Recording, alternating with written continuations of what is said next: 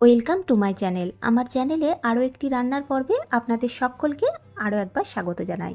এই তীব্র গরম থেকে মুক্তি পাওয়ার একটা উপায় আজকে রেসিপিতে শেয়ার করে নেব। দুর্দান্ত স্বাদের একটা আইসক্রিমের রেসিপি আপনাদের সাথে আমি শেয়ার করতে চলেছি। তার জন্য নিয়েছি একটা পাকা বেল। আমি যে বেলটা ব্যবহার করছি সেই বেলটা বেশ পাকা এবং স্বাদে ও গন্ধেও বেশ সুন্দর ছিল। রেসিপিটা যত পাকা বেল দিয়ে তৈরি করা হবে, মানে পাল্পটা যত নরম হবে তত রেসিপিটা খেতে বেশি ভালো হয়ে থাকে। বেল পাকা হলে ভেতরের পাল্পটা বের করতেও অনেকটা সুবিধে হয়ে থাকে। তবে একটু কম পাকা হলে বেলের পাল্পটা শক্ত হয়ে থাকে, সেক্ষেত্রে পাল্প বের করতেও একটু অসুবিধা হয়ে থাকে, পাল্পের স্বাদটাও অতটা ভালো আসে না। তবে আমি যে বেলটা ব্যবহার করছি সেই বেলটা কিন্তু বেশ পাকা এবং স্বাদেও বেশ মিষ্টি। কথা বলতে বলতে সমস্ত বেলের থেকে আমার পাল্পটা বের করা হয়ে গেছে। আমি চামচের সাহায্যে সমস্ত পাল্পটা বের করে নিয়েছি। এবার পাল্পটাকে একটু মেখে নেওয়ার পালা। তার জন্য হাতের সাহায্যে পাল্পটাকে প্রথম পর্যায়ে একটু মেখে নেব। এতে করে পাল্পটা আরও বেশি নরম হয়ে যাবে, আর পাল্পের ভেতরে যে মোটা মোটা দানা অংশগুলো থাকবে সেগুলোও বেশ নরম হবে, যদিও বীজগুলো শক্তই থাকবে। এবার অল্প অল্প জল দিয়ে পাল্পটা ভালো করে আরও একবার মেখে নেব। এই পর্যায়ে জলের পরিমাণটা একটু বুঝে ব্যবহার করতে হবে। আমি 1 কাপের মতন জল ব্যবহার করেছি। আপনারা চাইলে যদি ঘনত্ব আরও পাতলা করতে চান সেক্ষেত্রে আরও একটু জল ব্যবহার করতে পারেন। এবার এই পাল্পের মধ্যে দিয়ে দিলাম অল্প একটু বিট লবণ আর দিলাম অল্প একটু রেগুলার লবণ। চাইলে শুধুমাত্র বিট লবণ দিয়েও রেসিপিটা করা যায়। আর দেব পর্যাপ্ত পরিমাণে চিনি। আমি এক্ষেত্রে 3 থেকে 4 টেবিল চামচের মতো চিনি ব্যবহার করেছি। চিনির পরিবর্তে গুড় কিংবা গুড়ের পাউডারও ব্যবহার করা যায়।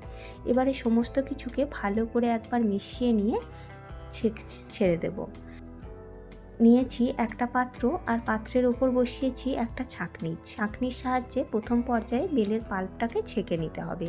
এক্ষেত্রে বেলের বীজ বা দানাগুলো আর আঁশের মতো যে অংশগুলো থেকে থাকে সেগুলো সমস্ত আটকে যাবে, পাল্পটা একদম স্মুথ তৈরি হবে। সেক্ষেত্রে রেসিপিটা খেতেও অনেক বেশি সুন্দর লাগবে।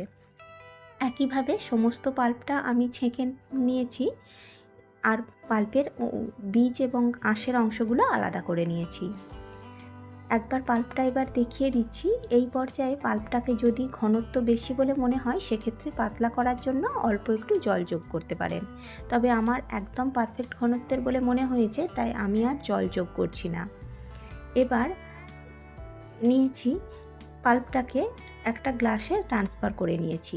অপরদিকে নিয়েছি আমি বেশ কয়েকটা আইসক্রিমের মোল্ড। এবার এই আইসক্রিমের মোল্ডের মধ্যে পাল্পটা অল্প অল্প করে ঢেলে ঢাকনা বন্ধ করে দেব। কথা বলতে বলতে আমার পাল্পগুলো সমস্ত ঢালা হয়ে গেছে। পাল্পটার অল্প একটু অংশ আমি ফাঁকা রাখছি, যাতে করে মোলটা ঢাকনা বন্ধ করলে বাইরের দিকে বেরিয়ে না আসে।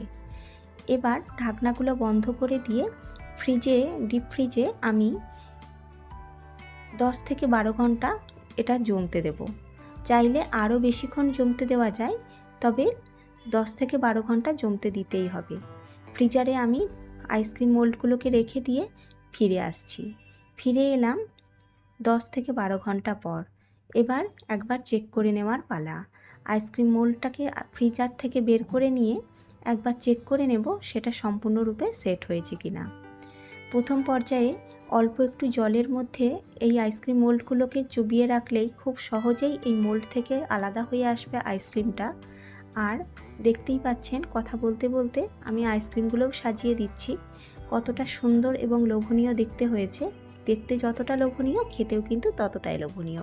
আজকের রেসিপি আপনাদের কেমন লাগলো তা আমাকে ছোট্ট কমেন্ট করে জানাতে পারেন। ভালো লাগলে লাইক ও শেয়ার করে আমার পাশে থাকবেন। ধন্যবাদ।